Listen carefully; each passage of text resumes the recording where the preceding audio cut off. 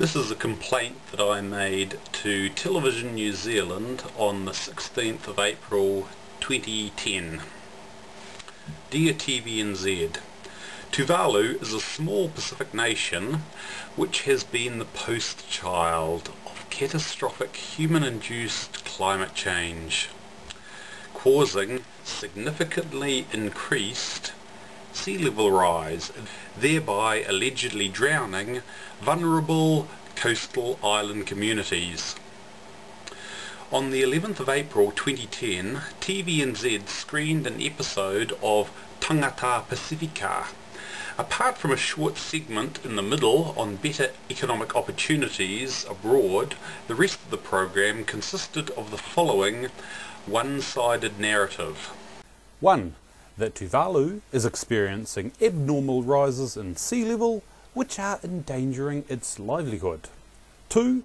That such sea level rises may force the islands to be evacuated within decades. 3. That the greenhouse gases emissions of industrialised nations are responsible for these sea level rises. And 4. That the developed nations should feel guilty and restrict their economic opportunities in order to atone for this crime.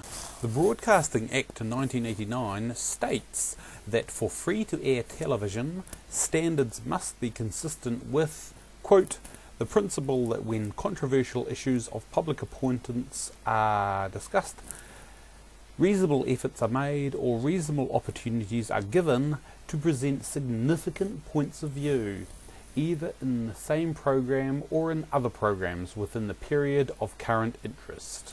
Okay, some background. For the last 130 years, global sea levels have been rising on an average by about 2 millimeters a year. This phenomenon must be largely natural, as there was insignificant concentrations of extra human-induced greenhouse gases for at least the first half of this period. Other studies show no evidence that this rate of increase is increasing.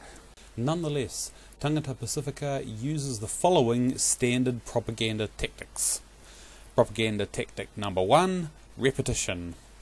It is repeatedly asserted that climate change, meaning human-induced global warming, is endangering the Tuvaluans.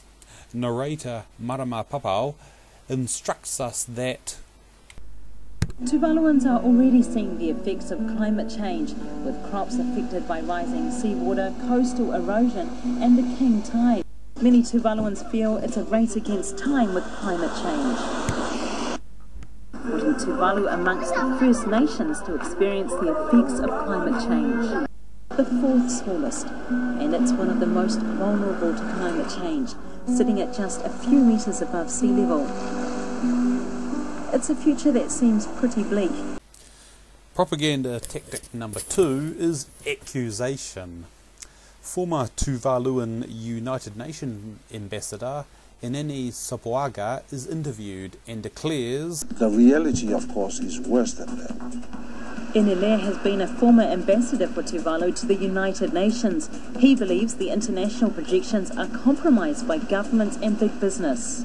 This is what we have been arguing and telling the world. The actual situation in Tuvalu is far worse than what is released in the reports of the International Panel on Climate Change.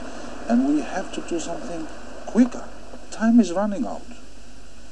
Now we know exactly when people are starting to talk now. It's 30 years.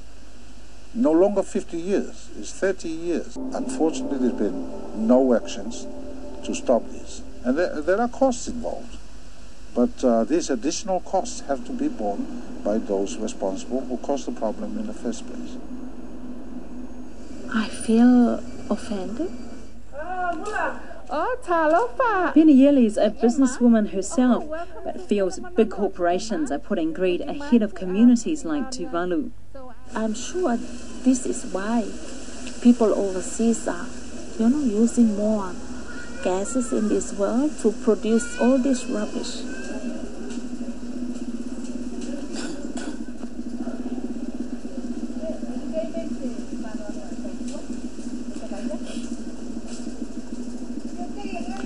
Because what is happening, like it's separating us, the family.